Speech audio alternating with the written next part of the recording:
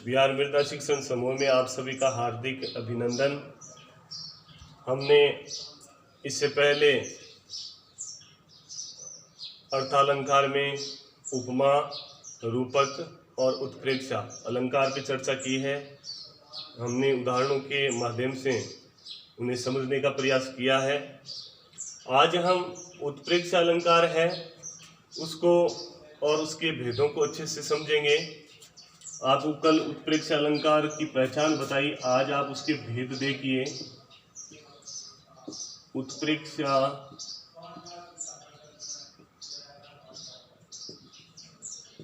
अलंकार के भेद, उत्प्रेक्षा अलंकार के भेद आज हम समझेंगे ताकि पूर्ण रूप से ये हमारी समझ में आ सके। पहला भेद है वस्तु उत्प्रेक्षा। वस्तु उत्प्रेक्षा, अगर इसको हम समझें तो वस्तु उत्प्रेक्षा काव्य पंक्ति में वहां होगा जहां उपमेय में उपमान की संभावना व्यक्त होगी, अर्थात एक वस्तु में दूसरी वस्तु की संभावना व्यक्त होगी। इतना सा आप समझ सकते हैं। उपमेय में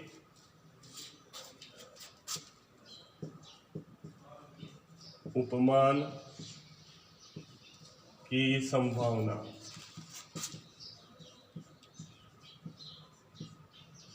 होती है।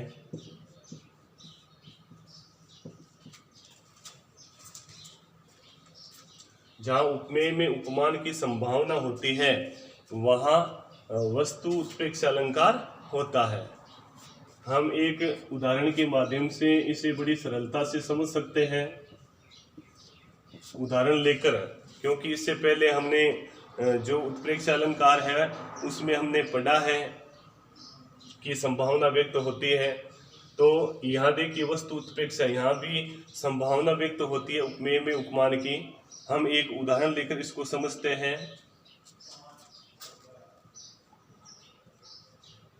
अति कटु वचन कहती, अति कटु वचन कहती कैकेयी। अति कटु वचन कहती कैकेयी, मनहु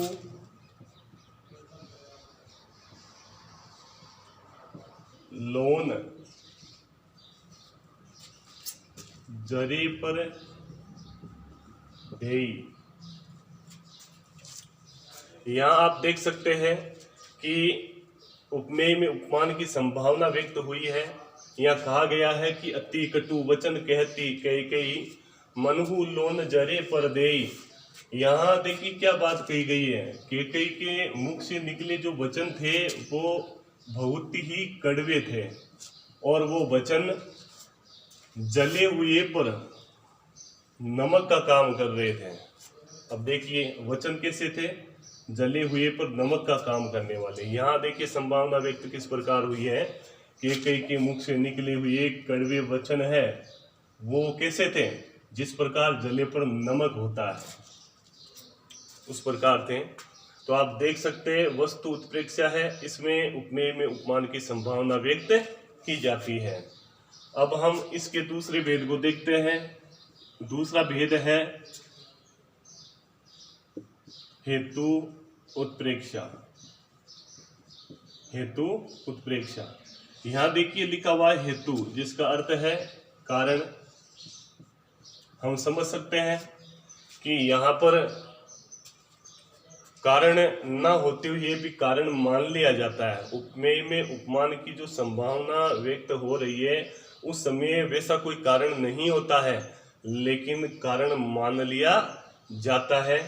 और जहाँ ऐसा होता है, कारण मान लिया जाता है, वहाँ हेतु उत्प्रेक्षा अलंकार होता है। हम उदाहरण लेके समझते हैं।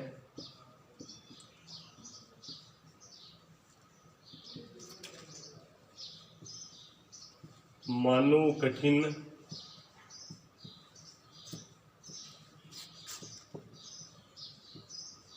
आंगन चली ताते राते पाए। यहाँ आप देखिए लिखा है मानो कठिन आंगन चली ताते राते पाए। अब यहाँ आप देखेंगे यहाँ बताया गया है, ये देखिए वाचक भी आया है उत्प्रेक्षा का। यहाँ बताया गया है कि कठिन आंगन पर चलने से, किसी के कोई सुकुमारी है और उसके कठिन आंगन पर चलने के कारण उसके जो पांव है वो लाल हो गए हैं। यहाँ देखिए पांव का लाल होना ये कारण व्यर्थ में ही ढूंढ लिया गया है। वास्तव में उन पांवों के लाल होने का कारण कठोर आंगन नहीं है, कठोर आंगन नहीं है। वास्तव में सुकुमारियां जो होती है उनके जो पांव होते हैं वो स्वाभाविक रूप से ही लाल होते हैं। तो हम ये कह सकते हैं कि वास्तव में जहाँ स्वाभाविकता होती है, जहाँ वस्तु में स्वाभाविकता होती है, लेकिन स्वाभाविकता होने के बाद भी उसमें कारण ढूंढ लिया जाता है, वहाँ हेतु उत्प्रेक्षा अलंकार होता है। अब हम देखेंगे इसका तीसरा भेद है इसका फलोत्प्रेक्षा। फलोत्प्रेक्षा यानी फल की इच्छा।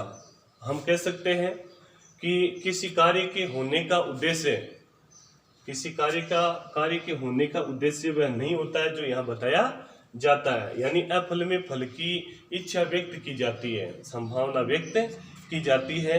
हम एक उदाहरण लेकर इसको समझ सकते हैं। बढ़त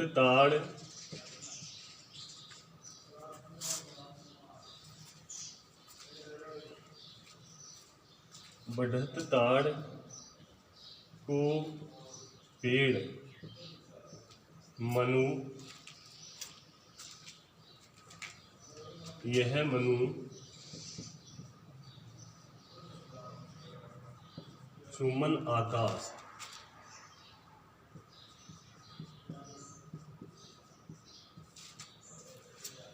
यहाँ आप देख सकते हैं उदाहरण में यह बताया गया है कि बढ़त ताड़ को पेड़, यह मनु चुमन आकाश।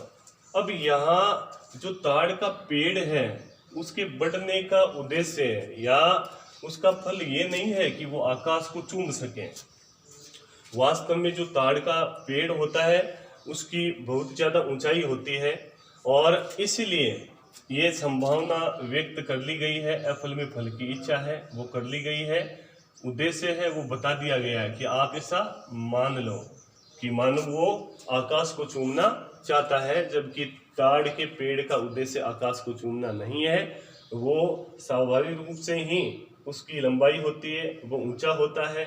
इस प्रकार हम देख सकते हैं कि जो उत्प्रेक्षा अलंकार है, उत्प्रेक्षा अलंकार में इस प्रकार संभावना व्यक्त की जाती है। और कई जगह ऐसी भी होती है जहाँ अहेतु में हेतु की संभावना व्यक्त होती है, कारण ढूंढ लिया जाता है। कई बार ऐसा भी देखने को मिलता है कि अफल में फल की इच्छा की जाती है, यानी उद्देश्य वह नहीं होता है, उसके बाद भी उद्देश्य की पूर्ति के लिए वैसा कह दिया जाता है। अब इससे आगे हम आज अगले अलंकार पे चर्चा करेंगे। अब हम देखते हैं आगे अगला अलंकार। अब तक उदाहरण देते आए हैं अन्य अलंकारों के, आज हम उदाहरण अलंकार है उसको ही समझते हैं। उदाहरण अलंकार, उदाहरण अलंकार नाम से, अलंकार के नाम से ही इसके लक्षण मालूम पड़ते हैं। यह लिखा गया है उदाहरण, तो हम कह सकते हैं कि जहां एक सामान्य कथन को समझाने के लिए, सामान्य कथन को समझाने के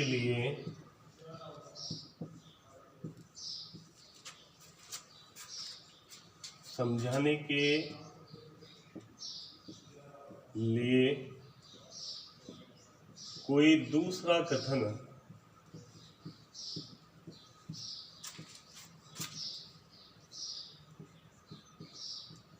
प्रस्तुत किया जाता है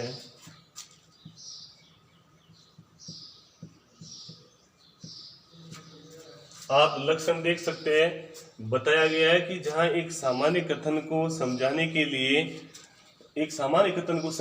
कोई दूसरा कथन प्रस्तुत किया जाता है, अर्थात उदाहरण दिया जाता है और उदाहरण देकर दूसरा कथन है वो उदाहरण स्वरूप प्रस्तुत होता है पहले कथन को समझाने के लिए।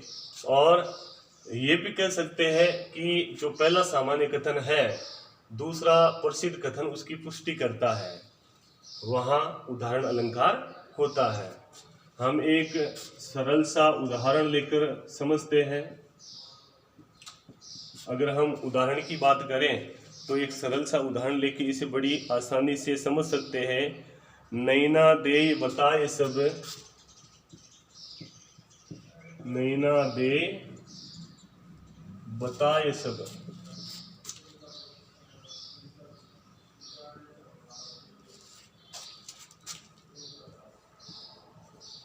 हे को हित अहित, नैना दे बताए सब, ये को हित अहित या हेत अहित, ये भी कह सकते हैं ये को हेत अहित।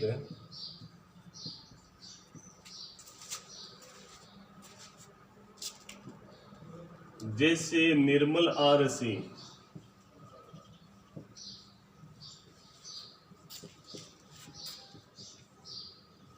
जैसे निर्मल आरसी भली बुरी कही दे।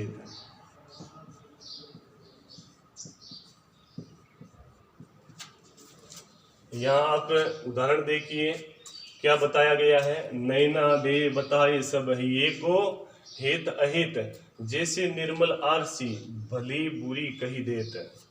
यहाँ बताया गया है कि जो आंखें होती हैं वो आंखें हृदय में छुपी वेदना, विवशता और विचार जो है उनको प्रकट कर देती है। आंखें देखकर ही हृदय की वेदना दुख का पता लग जाता है। अब कैसे लग जाता है, उदाहरण देखिए यहाँ जैसे के माध्यम से, जैसे जो इनके माध्यम से उदाहरण दिया जाता है। यहाँ देखिए बताया गया है कि पता कैसे लग जाता है। जिस प्रकार एकदम स्वच्छ दर्पण में देखने पर हमारी भली बुरी जो स्थिति है हमारे सामने होती है, उसी प्रकार हृदय जो है, हृदय की वेदना और स्थिति आंखों से प्रकट हो जाती है। ये एक सामान्य सा उदाहरण है। और भी उदाहरण लेकर हम इसे बड़े अच्छे से समझ सकते हैं।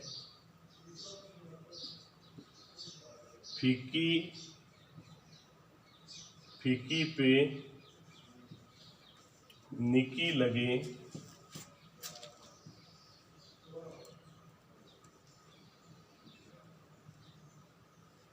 कहिए समय विचारी,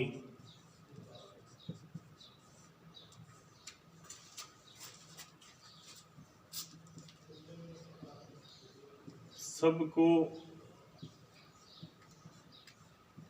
मन हर्षित करे,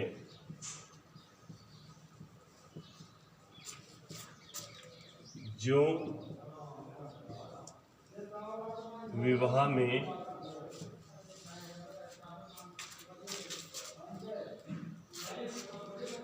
विचारी, जो विवाह में गारी।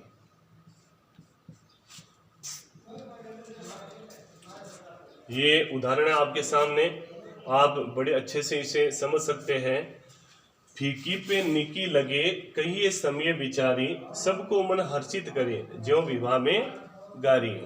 यहाँ देखिए उदाहरण दिया गया है। यहाँ क्या बात कही जा रही है कि अच्छा समय ना हो तब भी समय को ध्यान में रखकर कहीं भी कई बात है वो अच्छी लगती है।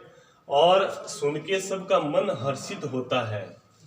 जिस प्रकार जो शुभ विवाह है, शुभ विवाह के समय लोक गीतों के माध्यम से स्त्रियां अपने संबंधियों को गालियां जो देती है वो भी मन को भाने वाली, लुभाने वाली होती है। तो आप देख सकते हैं कि ये जो बात है, इस बात को स्पष्ट किया गया है कि समय का विचार करके और अगर कोई बात कही जाए तो वो असमय में भी अच्छी लगती है, बुरे समय में भी अच्छी लगती है। और किस प्रकार अच्छी लगती है, जिस प्रकार विवाह में गाली दिए जाने पर सभी का मन सुनकर हर्षित होने लगता है। इस प्रकार आप उदाहरण अलंकार उसको समझ सकते हैं। और भी बहुत सारे उदाहरण है ऐसे, आप एक दो उदाहरण और समझ सकते हैं उदाहरण अलंकार के। हम एक और उदाहरण लेके और इसको अच्छे से समझने का प्रयास करते हैं। उदाहरण, बहुत सारे उदाहरण अलंकार के उदाहरण आपको देखने को मिलेंगे जब आप पुस्तकें पढ़ेंगे। एक बिल्कुल सरल सा उदाहरण लेते हैं। विपत्ति भये धन ना रहे, विपत्ति भये धन ना रहे,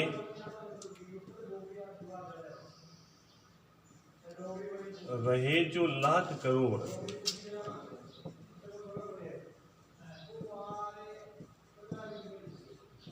विपत्ति भये धन ना रहे, रहे जो लाख करोड़।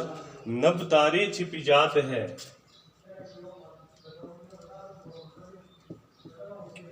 नभ तारे छिपी जात है।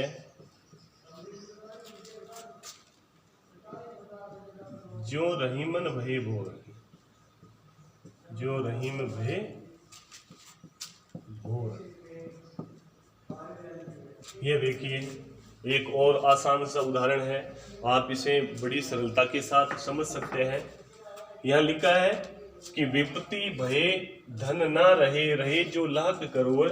नभ तारे छिपी जात है, जो रहीमन भये भोर। कि जब बुरा समय आता है व्यक्ति का, व्यक्ति पर जब विपत्ति आती है, मुसीबत आती है, तो उसके पास संग्रहण किया हुआ लाखों करोड़ों का धन है वो भी चला जाता है, पास नहीं रहता है।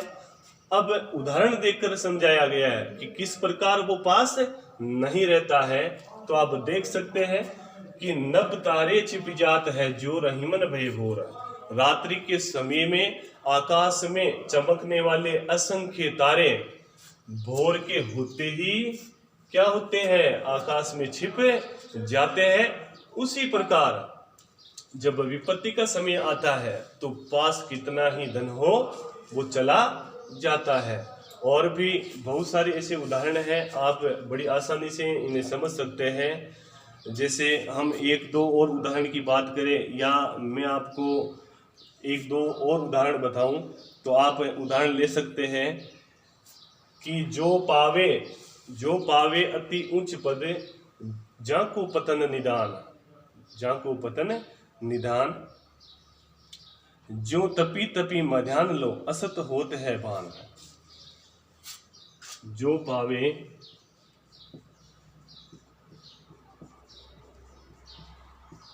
पावे अति उच्च पद,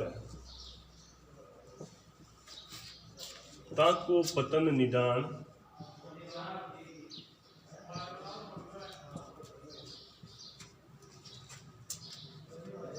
तपी तपी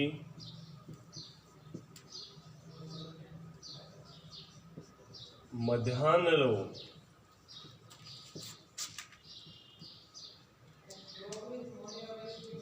असत होत है भान।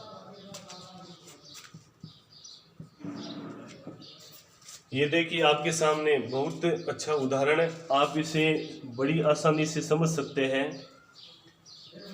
कि जो पावे अति उच्च पद, ताको पतन निदान। तपी तपी मध्यान लो, असत होत है भान। कि सामान्य से उच्च पद जितना जल्दी मिलता है उतना ही जल्दी वो निम्न भी हो जाता है, उसका पतन भी हो जाता है, उसका नाश भी हो जाता है। अब ये बात समझाने के लिए, एक सामान्य सी बात समझाने के लिए, ये देखिए यहाँ उदाहरण दिया गया है। यहाँ मैं लिख देता हूँ, ये जो असत होते है बान। यहाँ अब देखिए क्या उदाहरण दिया गया है कि तपी तपी मध्याह्न लो, कि जब दोपहर का समय होता है तब बहुत ही ज्यादा ताप से धरती को तपाने वाला सूर्य शाम के समय में, अस्त होते समय, सूर्यास्त के समय में कैसा हो जाता है, एकदम निम्न हो जाता है, उसका ताप है वो समाप्त हो जाता है। तो इस प्रकार हमने उदाहरण अलंकार के जो उदाहरण है उनको समझा है। आप देख सकते हो यहाँ उपमावाचक आते हैं, इसमें ज्यादातर ज्यों और जैसे, ये जो उपमावाचक है ये आते हैं। आप इन्हें समझ सकते हो कि उदाहरण देकर समझाया गया है। तो इस प्रकार आज हमने उदाहरण अलंकार है उसको समझने का प्रयास किया है। अब इससे आगे आपके अतिशयोक्ति अलंकार है, अतिशयोक्ति की उसको छोड़ के दृष्टांत है। तो बाकी जो बचे अलंकार है उनको हम अगले भाग में समझेंगे। तब तक आप इनका अध्ययन करें, दोहे पढ़े, पंक्तियां, काव्य पंक्तियां पढ़े और उनमें अलंकार पहचान का अथक प्रयास करें। धन्यवाद।